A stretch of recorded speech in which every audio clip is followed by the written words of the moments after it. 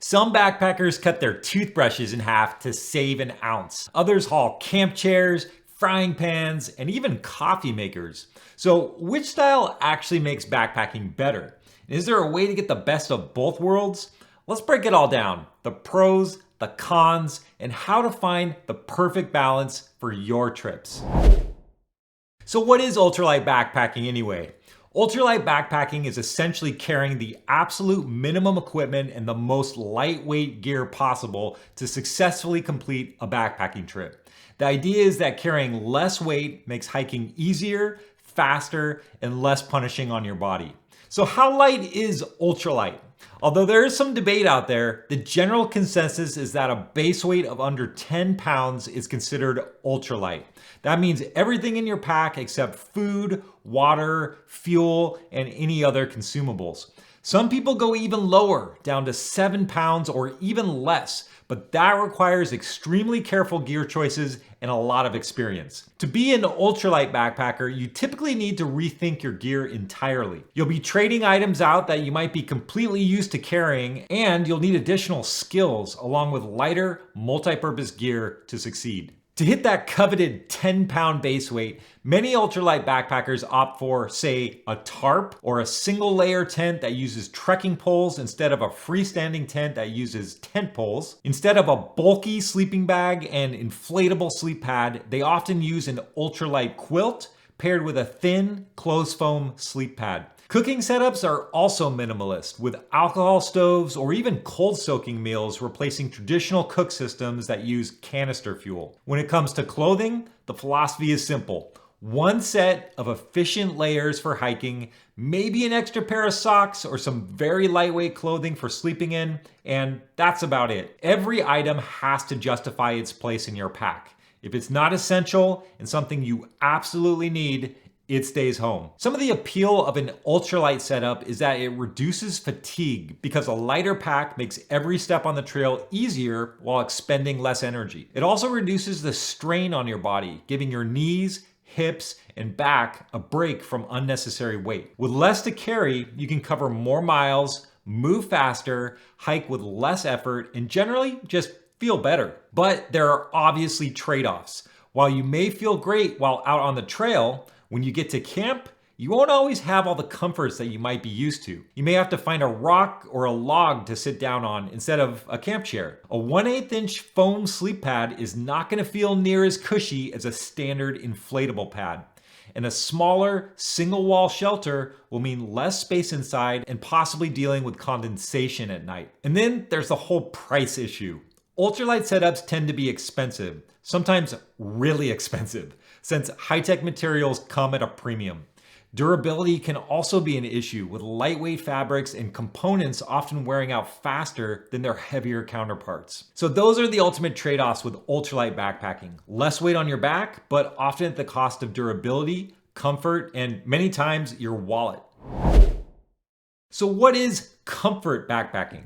Comfort backpacking, on the other hand, leans in the opposite direction. It's a backpacking philosophy that prioritizes, well, comfort, but also warmth, convenience, and relaxation at camp, even if it means carrying some more weight. When we talk about comfort backpacking, we're usually talking about a base weight of 20 pounds or more. Some hikers can even push 30 or even 40 pounds if it means better sleep, better food, and a more enjoyable experience at camp. While the ultralight backpacker is concerned with shaving ounces, comfort backpackers bring what makes their trip more enjoyable. Hiking might be slower, but camp time is significantly more comfortable. Instead of a one-person minimalist tent, a comfort backpacker might bring a 2 or even a 3-person tent with a full rainfly that provides tons of space inside to stash gear, stretch out, and relax. Your sleep options become much more flexible, so a thick inflatable sleeping pad and a cozy mummy bag can make for better rest. Cooking can also be more enjoyable if you have a full cook system, such as a fuel canister stove, larger pots, and maybe even a frying pan and some spices. You can also bring extra luxury items like a camp chair, camp shoes, a pillow, more clothing, and even a larger phone or a tablet for watching movies at camp. These are all things that are enabled by a comfort backpacking setup, but they do come with a price. Obviously, this stuff weighs more, But the point of a comfort setup is to focus on overall camp enjoyment, like better sleep, tastier meals, and some of your favorite luxury items, even if it means carrying a little extra. Now, it is true that a heavier pack puts more strain on your body, and it can make longer hikes more tiring. If you have to do a long, steep uphill grade with an extra 10 pounds on your back, you're gonna feel it. Ultimately, with more weight to carry, you'll need to pace yourself differently and be mindful of how this affects your stamina. But for many, that trade-off is worth it. Arriving at camp with all the gear to truly unwind can make the whole trip more enjoyable. All right, so what are the pros and cons of each of these backpacking styles? Well, let's talk about hiking first. A lighter pack is definitely gonna put less strain on your body. Fewer pounds on your back means happier knees, shoulders, and feet, especially on longer days. It also means more efficiency. You can hike farther, faster, and feel less exhausted at the end of the day. Fewer items in your pack also makes camp setup and takedown quicker and easier, which is especially useful when moving camp every day. A lightweight load also gives you more freedom on the trail. Scrambling over rough terrain, navigating off trail, or adjusting your plans at the last minute is easier when your gear isn't slowing you down. But once you get to camp, the trade-offs are clear. A thinner sleeping pad, less insulation, and fewer luxuries can make for a rougher night depending on how well you sleep. So at camp, comfort backpacking wins. A thick sleep pad, a roomy sleeping bag, and extra layers definitely make for a better sleep and a more enjoyable evening. A full cook setup allows for hot meals, real coffee, and a wider variety of food options. There's also less pressure to cut weight when you're planning your trip. You don't have to analyze every piece of gear to see if it's worth bringing. And more gear means more flexibility. Extra clothing layers help in bad weather. Just having backup gear adds security, and there's room for luxuries like a camp chair or even a book. But again, all that comfort adds weight. Hiking long miles with a heavy load is tiring, and the extra bulk can make maneuvering through technical terrain more difficult. The key is figuring out what you're willing to sacrifice and what you aren't. Would you rather hike with less weight or sleep with more comfort? Would you trade a full cook system for a simpler meal if it means an easier hike? Everyone's balance is different, and the best way to find yours is through experience on the trail. So, how to choose the right style for you? Ultralight or comfort? Is either of them right for you? The right choice depends on your trip, your body, and what you actually enjoy about backpacking. There's not really any one-size-fits-all answer, but a few key factors can help you decide. For example, the longer you're hiking every day, the more you're gonna feel the weight of your pack. Ultralight gear definitely reduces that wear and tear over longer miles, making it a smart choice for through hikes and long distance trips. But if your trip involves shorter miles, or if the campsites you've chosen are more the focus of your trip rather than the miles you're covering, then carrying some extra comfort items might be worth it. The terrain you're hiking in matters a lot too.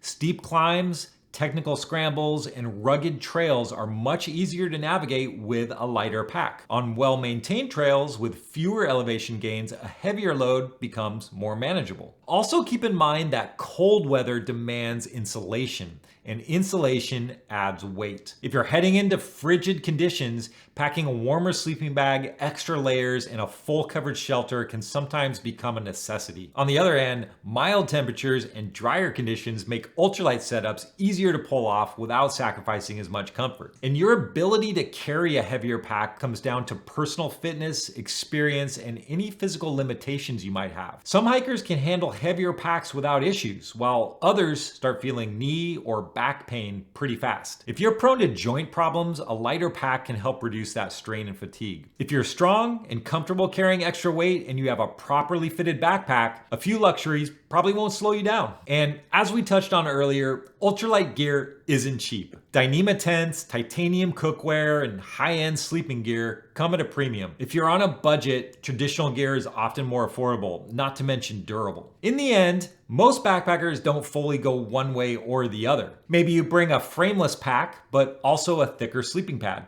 Perhaps you opt for a lightweight tent, but bring a full cook system. A lighter sleep system, but bring a camp chair. Finding the right balance comes down to experience. Ultimately, the goal for most hikers isn't to hit an arbitrary base weight number. It's really just to create a gear setup that lets you enjoy the trip.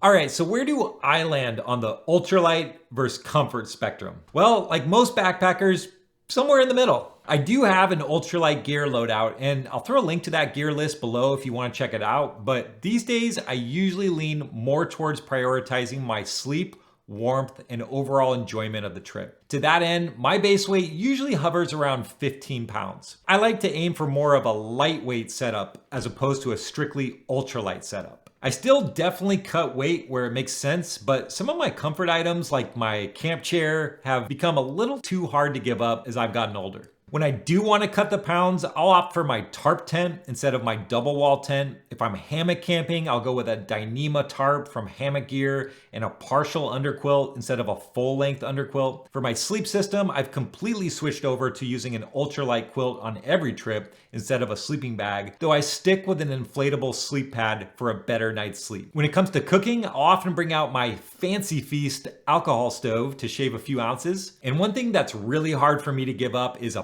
pillow. So I'll swap my Sea to Summit inflatable pillow for this ultralight one from FlexAir, and it's worked really well. Everyone's comfort level is different, so finding the right balance comes down to trial and error. If you're new to backpacking, experiment with what works for you. Try cutting weight in certain areas and see if you miss those items. If you do, bring them back. If not, keep going lighter. And if you're still in the process of building your gear loadout, I put together a full backpacking gear checklist in a PDF file. If you want to download it, the link is below. All right, now I want to hear from you guys. Where do you fall on the ultralight versus comfort scale? Do you cut every ounce? Do you bring the extra luxuries? Or do you fall somewhere in the middle? Drop a comment below and let me know. All right, thanks so much for watching, guys. Get out there, lighten your pack, keep trekking, and I'll see you out there.